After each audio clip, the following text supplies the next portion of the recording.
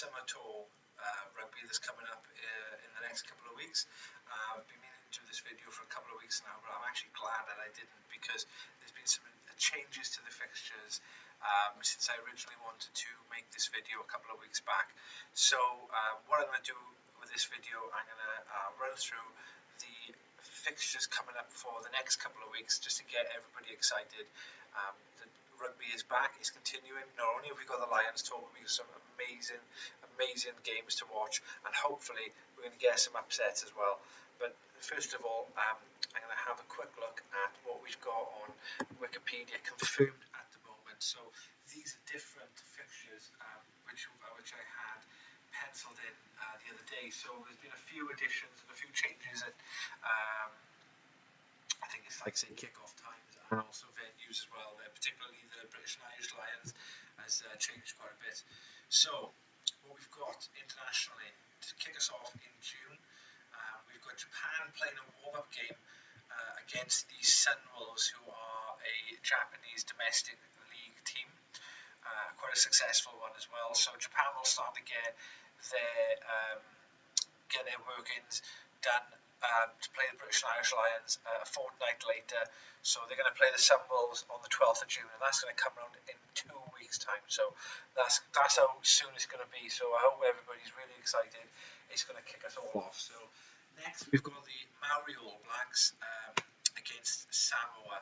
So hopefully Samoa can put in a good performance against the Maori. They are effectively a third string or second string All Black team, the Maori. So looking forward to seeing how they do against Samoa, and I know that they've got some fixtures coming up as well against the All Blacks. So yeah, looking forward to that.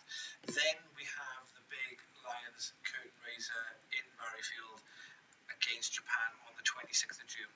I can't wait for that, because we've got fans in the stadium as well.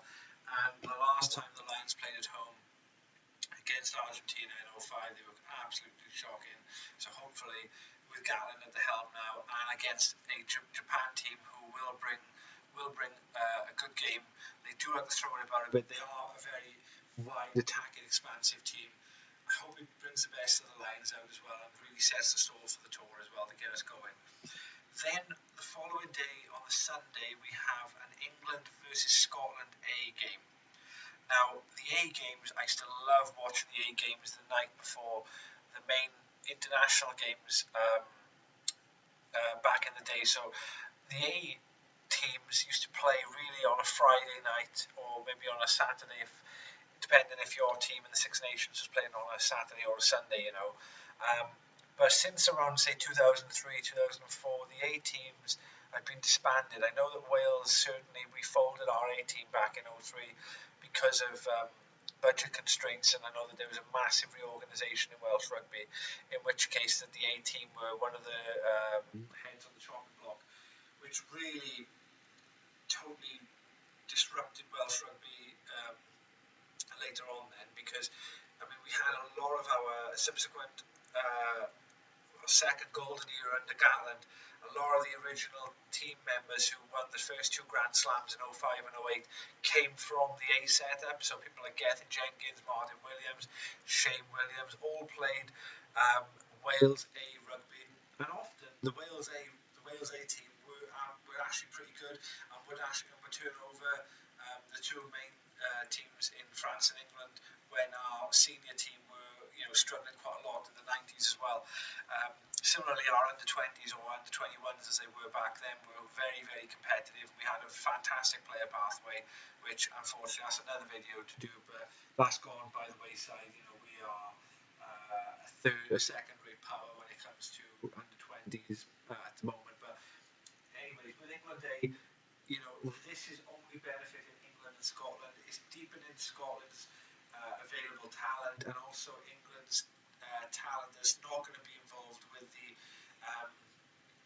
main team will be able to get some game time in an England shirt later on. So I will actually still watch that, just because I hope that A-team rugby does come back, certainly for the Six Nations era, because I know that Wales A was set up about 3 or 4 years ago again now, but we haven't even played a game yet. So I'm quite certain there would be teams who would want to play against a Wales representative team. I mean, quite frankly, we don't have to play against Scotland A or England A. I would happily see Wales A play against Spain, Portugal, or Georgia, Russia, Romania. It doesn't really matter. Put the A team in the European Championships below the Six Nations. I don't really care, as long as they get some exposure. But the problem with that is obviously player availability, and as injuries becoming more and more prevalent in rugby, player welfare and player availability, and you have to satisfy the owners, the regions, as well. So it's multifaceted, but that's my little rant there. So, anyways, on to July. So early July we have the Maori All Black. I mean, whilst all this is going on, we do have some games with the British and Irish Lions, but they are not listed here as yet. Only the tests are, just to clarify. Okay, so you've got the Maori All Black. Actually, I tell you what I'll do. I'll go straight back to the top. I'll give some score predictions as well. So you've got Japan select versus Sunwolves. I think Japan will comfortably stroll that, so that should be about a 15 to 20 points win for Japan. Then you've got the Maori All Black against Samoa.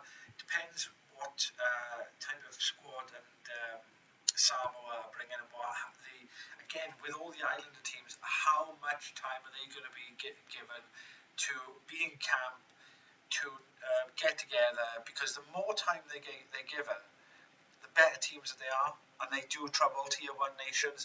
And quite often they've turned. I know Samoa have turned over Wales quite a few times. I hope that they do provide a good account of themselves against the Maori, but I do think the Maori will win by 10 points in that game. And then you've got British and Irish Lions versus Japan. I did a previous video on this with this particular game's preview, so if you want to, go and have a look at my videos for that one. But just to reiterate here, I think the Lions will win by an 8-point margin here, but it will be competitive and close all the way. Then you've got England A versus Scotland A.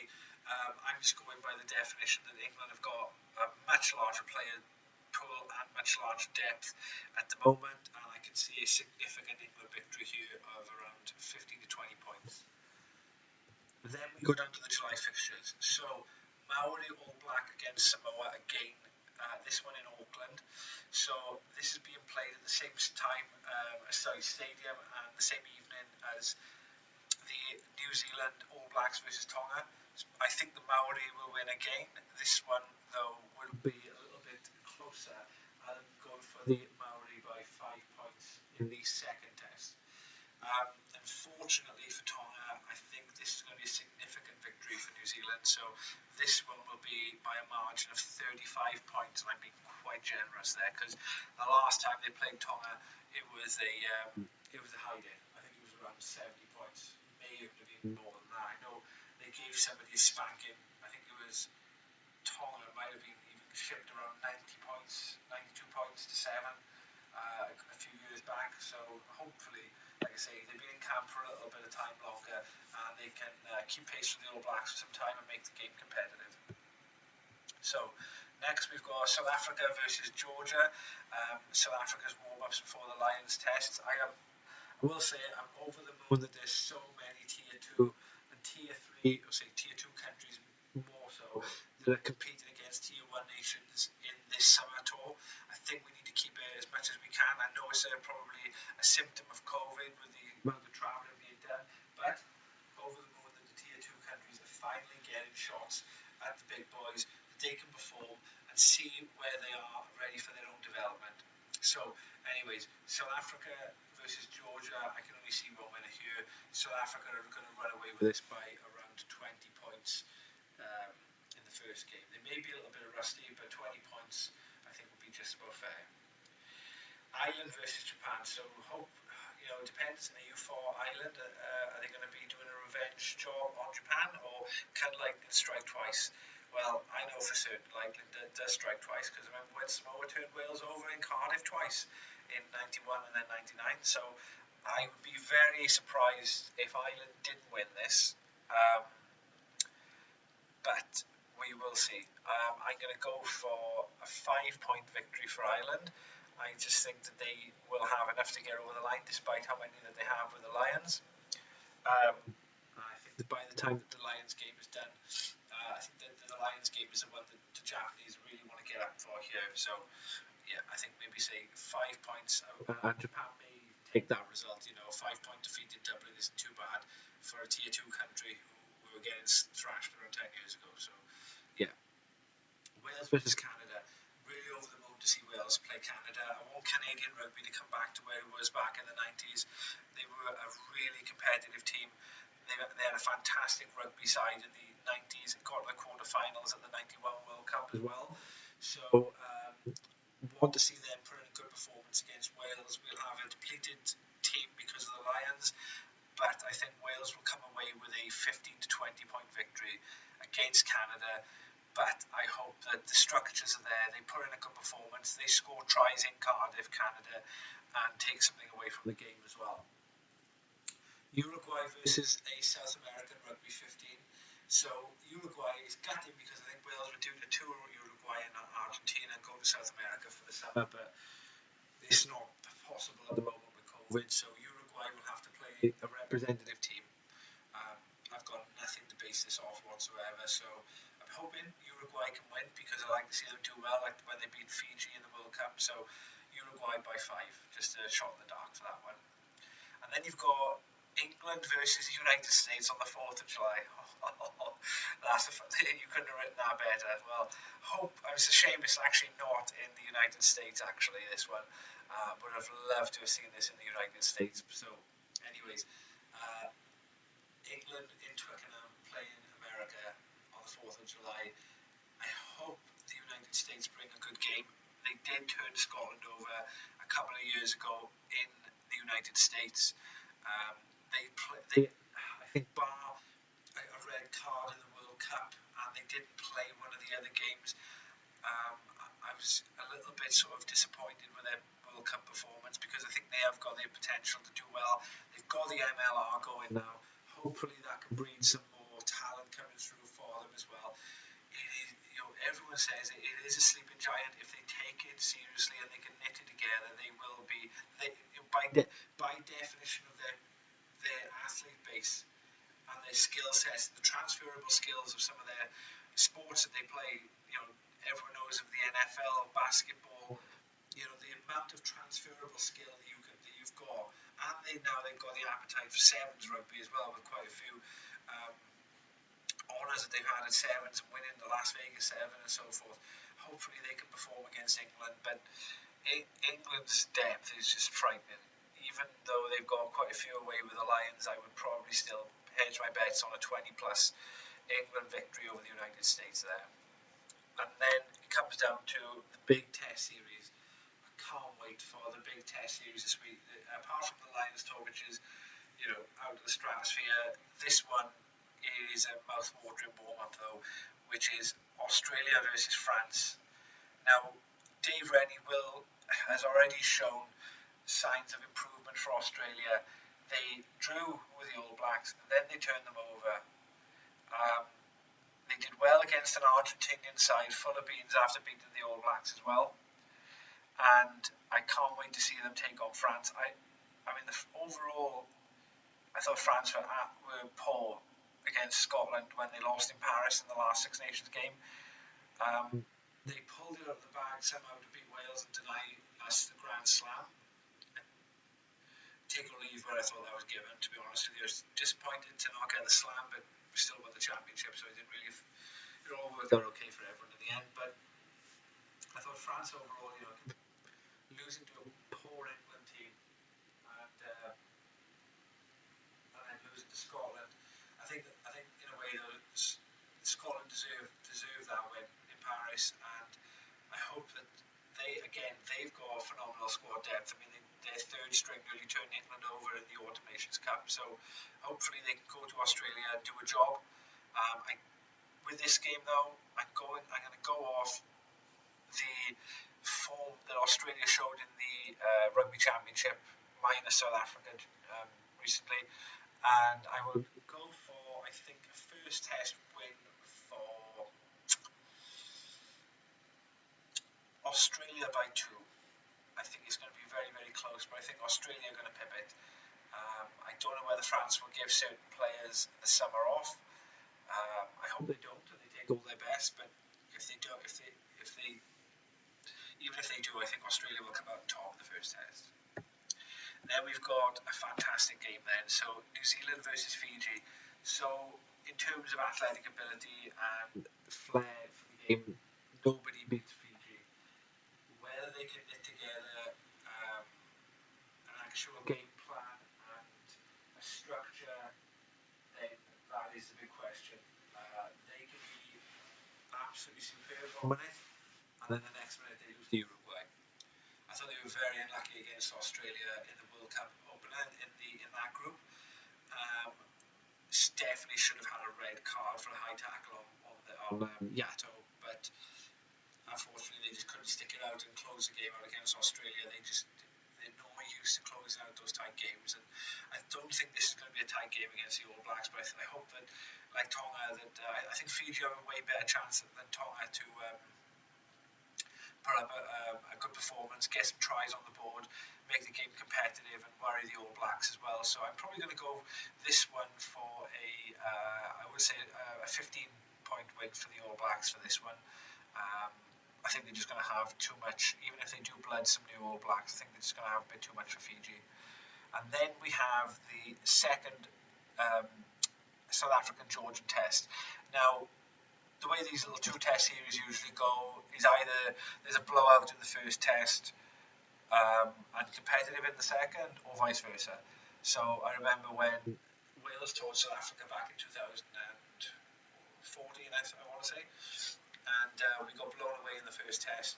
Apart from a lovely Alex Cutler try, we were blown away by South Africa.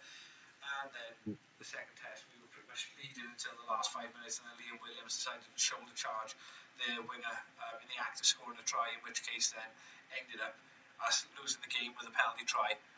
We lost by, I think, a point or two for our first ever win away in South Africa for a Wales team, so that was devastating. But anyways, what I'm trying to say is that was a lot closer the second time around. I think that's what's going to happen this time. So I think Georgia will sort of get themselves together, even if South Africa do try to bruise them up a bit.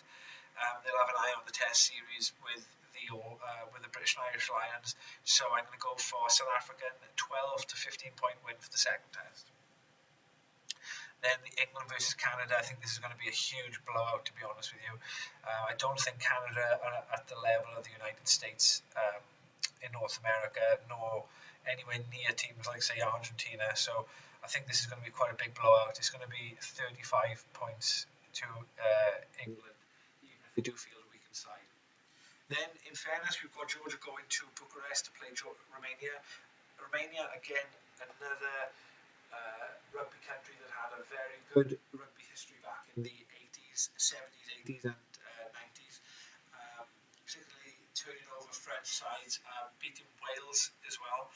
So Romania does have a good pedigree internationally, obviously not for a good number of years, but as a tier 2 country, it's nice to see Scotland travelling out there to play. They do get around, in fairness, Scotland, because they've been to Georgia as well recently.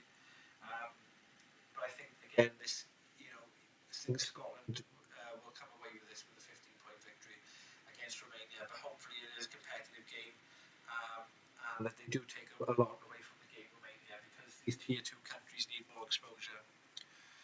Then we've got Ireland versus United States in Dublin, so this will be a fantastic occasion. Hopefully some fans are out on the ground for this one. I'm going to go for an Ireland win. They weren't too smart last time they played. They do tend to sort of suffer against tier 2 countries. Ireland, I mean, the result is never in doubt, but they're always kind of sluggish, and they become, quite a few changes obviously hampers the fluidity of their game. So I think this is what's going to happen as well. I mean, USA are a lot more competitive than Canada, but I think Ireland, after being battle hardened against Japan, they will beat the United States by 15 points. And then we've got a huge test then, Wales, Argentina in Cardiff. Argentina, I remember going there in 2001 and thinking we're going to absolutely pace these in Cardiff with Iestyn Harris's first game for Wales after converting from Rugby League. And then they rocked up and turned Wales over in Cardiff. They've beaten Wales on numerous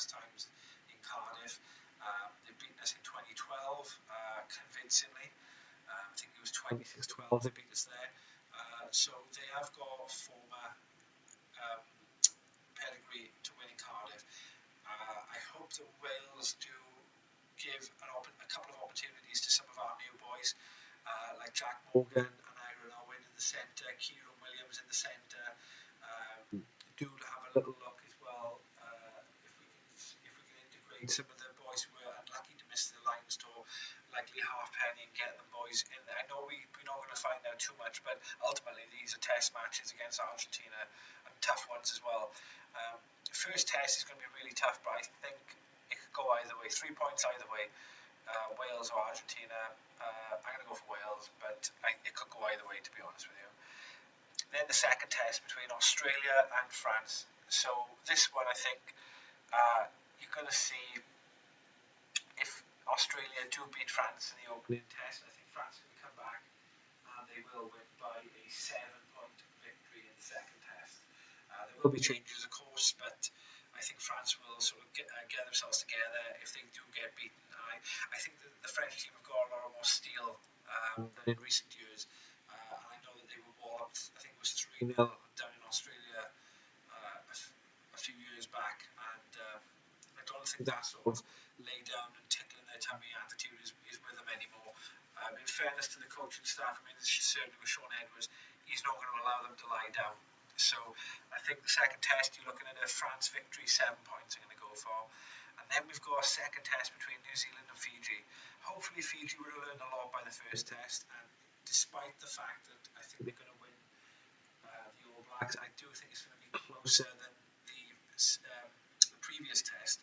I am going to still go for a 10 to 12 point New Zealand victory, but hopefully it's a try fest, because I hope the Fijians are able to run it in from everywhere and showcase their skills for everyone. Then you've got the third test between Australia and France. This is going to go down to the wire in Brisbane, but I think Australia are going to get over the line and win the test series 2-1. They're going to beat France by 5 to 10 points, I think, in the last test with everything on the line. And just in time as well, I think that, there are certain countries, it doesn't benefit World Rugby for having big giants not playing well. Like a few years ago, South Africa were very poor, and then they got themselves together 18 months before the 2019 World Cup and started to put some form together. Likewise, England losing 4 games, or whatever it was, 3 games in the Six Nations, it doesn't benefit anybody. I know people have to win and people have to lose, but you want the best to be playing at their best to see, for the viewer, the best rugby you can possibly see, and then let the best team win. But so I think Australia will win the third test and win the series 2-1 against France. Then you've got Georgia-Scotland, which probably will be in Tbilisi. Scotland, I think, for all the debate between whether Scotland were going to be demoted out of the Six Nations or relegated, I mean they've really turned it around, and I think, but for Cameron Redpath's injury in the Six Nations, which ruled him out of the Wales game, and obviously the Ireland game as well, the Six Nations, they were within, I think, about 10 points, if that, of winning a Grand Slam. So they're not far away at all. Scotland are back, and I don't think this game is going to be much trouble for them. Georgia will come off 2 defeats against tough opposition in South Africa. They would have learned a lot. Scotland will be depleted because of the Lions. I think the game will be competitive, but ultimately Scotland will win by 10 points, and I think Georgia will be happy with that to narrow the gap. Scotland will be happy to get out of there with a win without all their Lions as well there, so it benefits everyone, I think. Then you've got the second Wales-Argentina test, and I think Argentina are going to win this one. Like I said, it could go either way really, but I think Argentina are going to rack up a win against Wales in this test series, and I will probably go for a 5-point win for Argentina in the second test. Then we've got the big ones, South Africa versus the Lions, the 24th of July, the first test. I'm going to go for the Lions first test. Second test, 31st of July. Again, I think the Lions are going to win that one and wrap the series up 2-0. I just don't think that South Africa would have had enough rugby going into it. They would have had domestic rugby, I understand, but together as a unit, they haven't had any rugby in 18 months, and hopefully the Lions by that time, without any serious injuries to some key players, are able to put some form together and put some good performances and set us on our way really. And then we've got on the 7th of August then, I think you've got a Bledisloe Cup game between Australia and New Zealand. So New Zealand probably fresh off a good couple of victories against the Islanders, and Australia hopefully off the back of winning a series against France. This will be competitive in Auckland. Whether Australia can win away in New Zealand, I'm looking at the Super Rugby Tasman competition, you would suggest. So I would probably go for a New Zealand victory here. New Zealand by 5 points, but barely. It's going to be a lot more competitive, and I'm glad that they're being a bit more competitive. And then we've got the last test, South Africa versus the Lions. I think South Africa are going to win this one by around 10 points. I think the Lions, if they do wrap the series up 2-0, the 2 weeks prior, they will give some boys who have played the test a run out. If it is all on the line, which I hope it isn't, then it depends whether momentum is swung. It depends if key people are available and who's not. But never bet against Gatland. When it's on the line, third test against Australia, he did the job. Third test against the All Blacks, or the second test against the All Blacks in 2017, we got the job done. Whenever Wales have played in the World Cup as well, I know that we've lost our semi-finals, but I think that considering when you look in context of those semi-finals, we put a fantastic account against ourselves, particularly the 29 semi-final where we would have been absolutely decimated if we had played England in the final, and would have been potentially pumped. But I thought that we did a job on South Africa. We just didn't have enough physicality to challenge them ultimately and beat them in the semi-finals. But there you go. That's the wrap up anyway for the Summer Rugby. I hope everybody's looking forward to that. If you could give me a comment if you have any comments of your own, any predictions of your own. But if you wouldn't mind liking the video, subscribing to the channel, because I'll have a lot more rugby coming over, and doing some reaction videos over the weekends that the rugby has been played. And of course, if you wouldn't mind sharing the video just to up the numbers as well then, if you do enjoy the content. So I appreciate you for running through this with me and having a look at the predictions. Share your thoughts about the Tier 2 countries, if you're happy to see them being played by the Tier 1 nations as well. Unfortunately, there's no Italy fixtures, which are conspicuously absent, but whilst it's their loss, I think it's the other nations in the Tier 2 is their game. So, let's get them going, let's get the Tier 2 nations playing, and hopefully we'll get some shocks. I don't think there's going to be any upsets, apart from Argentina potentially turning Wales over, which is not really an upset, but even still, hopefully we can get some upsets and some